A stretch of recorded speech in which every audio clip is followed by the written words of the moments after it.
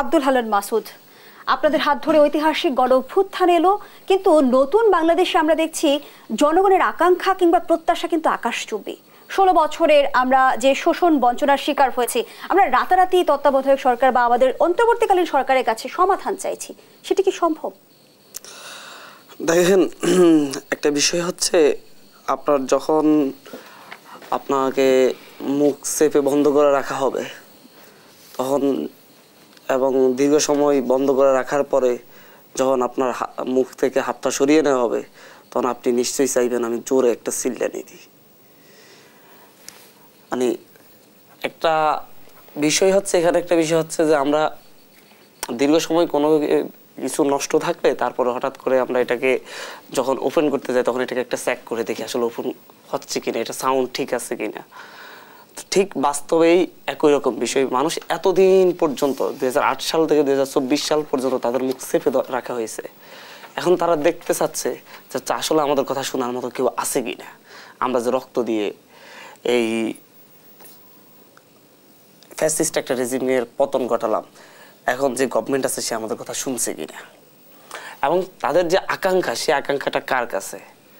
তাদেরই গভর্নমেন্টের কাছে, তাদেরই সরকারের কাছে, যাদেরকে তারা নিজেরা ওন করে। এবং আমার মনে হয় না বাংলাদেশের কোনো নির্বাচিত সরকারও এত বেশি গ্রহণযোগ্যতা পেয়েছে। এই সরকারের যে গ্রহণযোগ্যতা আছে, এমনকি যারা রাস্তায় আন্দোলন করছে তারাও এই সরকারকে বিশ্বাস করে, এই সরকারকে ওন করে।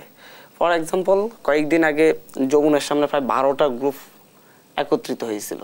তাদের সাথে কথা বলার আমার একটা সুযোগ হয়েছিল, আন্দোলন করার জন্য তারা একত্রিত হয়েছিল, যমুনা ব্লক করে রেখেছিল। সেখানে আমি 3টা গ্রুপের সাথে সরাসরি কথা বলার সুযোগ পাই।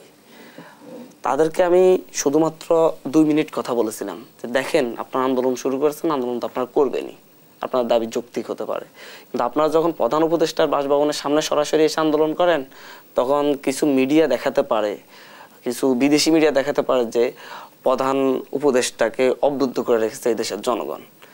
এটা কি আপনাদের জন্য ভালো হবে কিনা যে আমাদের এই সরকারকে বিব্রতকর পরিস্থিতিতে ফেলবে?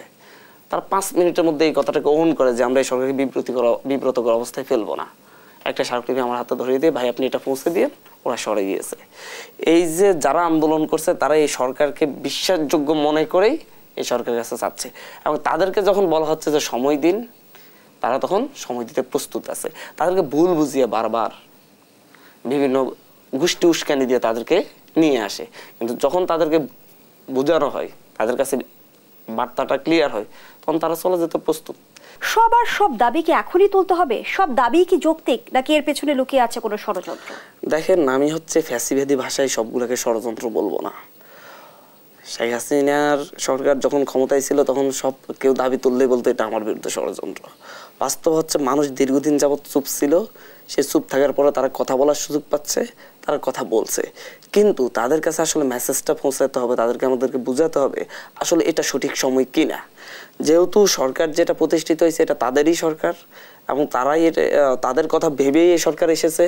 সুতরাং এই সরকারকে তো স্টেবল হওয়ার পরে আপনি দাবি জানান, ধীরে ধীরে আস্তে আস্তে সকল দাবিতে একসাথে হবে না, ধীরে ধীরে পূরণ করা হবে। আপনার যেমন আনসারদের দাবি একেবারে অযৌক্তিক ছিল না, এবং পরিবার পরিকল্পনায় অনেকজনে জব পাচ্ছে না। ওরা জব করছে, প্রায় 12 বছর চাকরি করেছে, 12 বছর পরে ওদের চাকরির মেয়াদ শেষ, বলতেছে চুক্তিভিত্তিক মেয়াদ শেষ, তাদের বয়সও শেষ, এখন তারা যাবে কোথায়? এটাও তো যৌক্তিক। বাট যৌক্তিক দাবিগুলো আমরা এই সময়ে এসে উপস্থাপন করবো কিনা, আসলে সরকারকে সময় দেব কিনা, এটা হচ্ছে ভাবার বিষয় আর কি।